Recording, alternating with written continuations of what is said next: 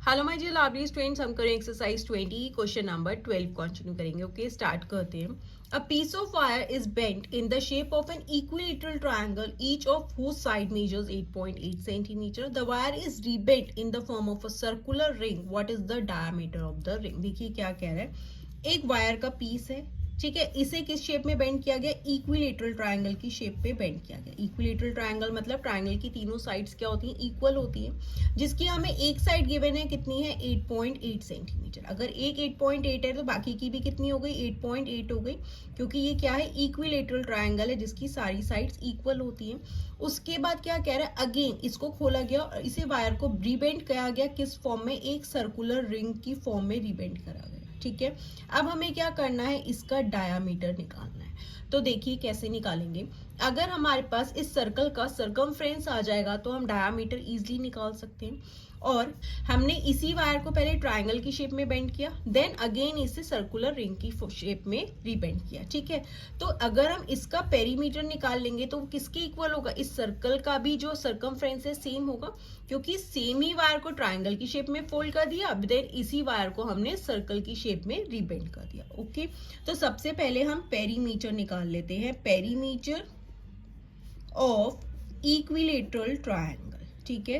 कैसे निकालते हैं? इक्विलेटरल ट्रायंगल पेरीमीटर कैसे आएगा? Is equals to sum of all sides, ठीक है ना। सारी साइड्स का सम होता है पेरीमीटर। अब 3 साइड्स हैं तो 3 इंटू 8.8 कर दो, ठीक है। 3 इंटू 8.8 कर दोगे तब भी आपके पास क्या आएगा? 26.4 सेंटीमीटर आएगा। या तीनों ही साइड्स को ऐड कर दो, 8.8 प्लस 8.8 प्लस 8.8, ठीक है। तो क्या हो जाएगा? 26.4 सेंटीमीटर।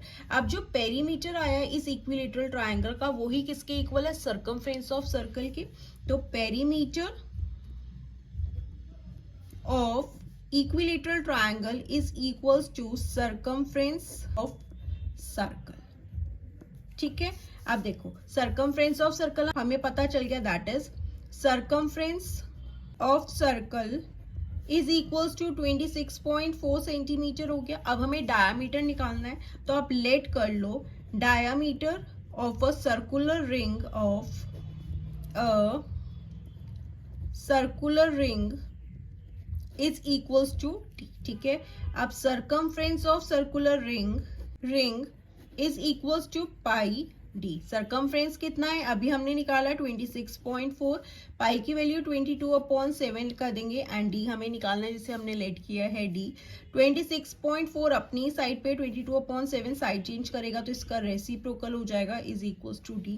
कैंसिल कर देते हैं, 11 2 ज़ा 22, 11 2 ज़ा 22 डेसिमल हो जाएगा, 11 4 ज़ा 44, 2 1 ज़ा 2, 2 1 ज़ा 2, 2 2 ज़ा 4, दैट इज डी कितना आ गया?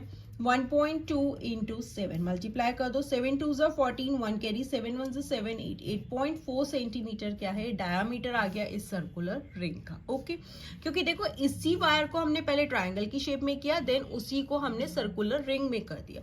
और हमें एक साइड दे रखी इक्विलेटरल ट्रायंगल की, और इक्विलेटरल ट्रायंगल क्या होता है? जिसकी तीनों साइड्स इक्वल होती है। जब हम इन तीनों साइड्स को ऐड कर देंगे तो हमारे पास क्या आ जाएगा? पेरीमीटर आ जाएगा। और यही पेरीमीटर किसके इक्वल होगा? सरकमफ्रेंस ऑफ सर्कुलर रिंग के। तो हम इजिली डायामीटर निकाल सकते हैं। Okay students, so this was question number 12. Now let's move to question number 13.